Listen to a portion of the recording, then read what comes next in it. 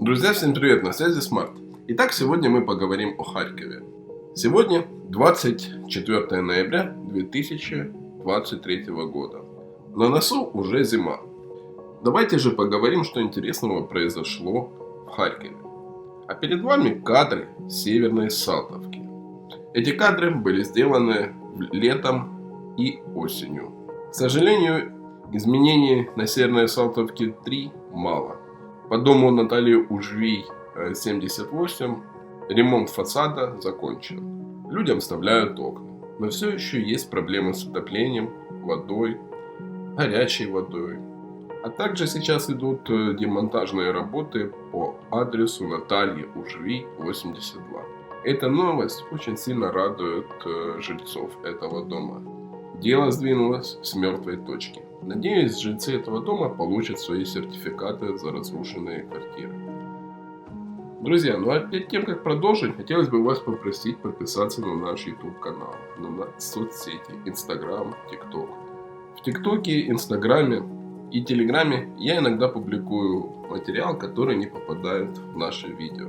Все ссылочки на соцсети в описании. Ну а мы продолжаем. Игорь Терехов показал и рассказал о строительстве подземной школы в Харькове. Скорость работ поражает. 1,5 месяца прошло, как анонсировали.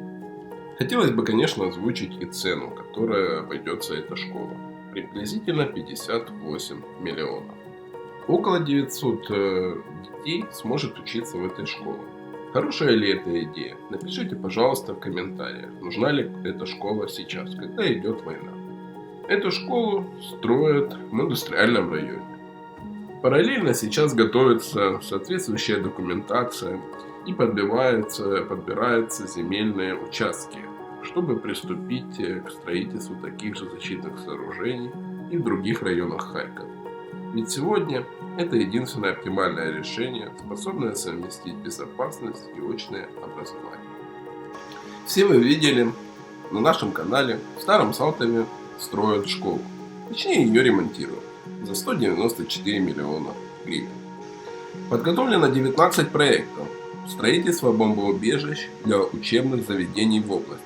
Допускается, что сооружения совместно с укрытиями будут профинансированы из госбюджета за счет субвенций. Каждая территориальная община должна приложить усилия, чтобы хотя бы у опорных школ появилось укрытие для детей и педагогов. Тогда, когда можно будет говорить о возвращении к обычной форме обучения, сказал Синегубов. Строительство школьных бомбоубежищ уже началось на территории Коротыча и Люботина. На строительство укрытий в Коротыче выделено 99 миллионов гривен, в Люботине 73 миллиона гривен. Когда нашим ЗСУ особенно сейчас нужна помощь, когда в Авдеевке идут серьезные бои, во время войны строят, ремонтируют школы, строят бомбоубежища для школ. И, как мы видим, на это выделяют космические деньги.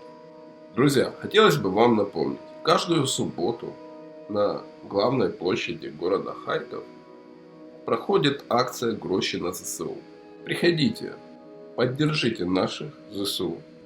В районе Горизонт, который также пострадал от обстрелов российской армии, по улице Кольцевой, строители вывозили инструменты, установили окна.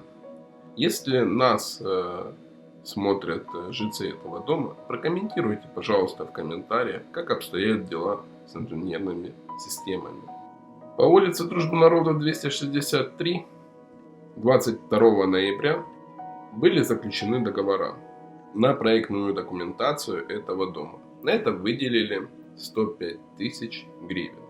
Хотелось бы напомнить вам, друзья, Северной Салтовки, что я снимаю сюжеты про каждый пострадавший дом.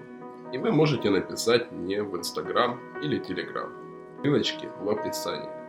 Совсем скоро выйдет сюжет по улице Дружбы Народов 236. Это 16-этажный дом, который сгорел наполовину. Дом можно спасти, но пока ничего никто не делает. Все это вы увидите в следующих наших сюжетах. Все идет к Новому году, и атмосфера метро тоже меняется. На метро Университетская украшают станцию. Уже стоит елка, Гирлянды пока не светятся. Еще не хватает инсталляции. Но совсем скоро все будет готово. Все это мы покажем вам в нашем инстаграме и на YouTube канале. Официальное открытие елки у метро в 2022 году было на Святого Николая. В этом году праздник сместился, и открытие, пожалуй, будет немного раньше. Хорошая новость для метростроителей 6. Жильцы этого дома могут немного порадоваться. На ремонт дома выделили 74 миллиона гривен. Тендер на ремонт дома опубликован 16 ноября. Начало аукциона назначено на 28 ноября. Надеюсь, в следующем году этот дом сдадут в эксплуатацию, и люди смогут вернуться домой.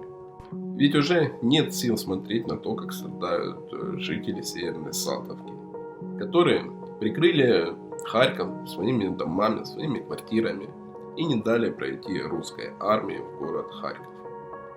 Друзья, на этом у меня все. Спасибо, что досмотрели наше видео до конца. Подписывайтесь на наш YouTube канал. Впереди будет много интересных видео, сюжетов. Совсем скоро мы покажем Купянск. И совсем скоро мы опять отправляемся в Купянск помогать нашим ЗСУ. Поддержите нас донатом, ссылка в описании. Всем спасибо, друзья. До новых встреч в следующих видео. Всем пока.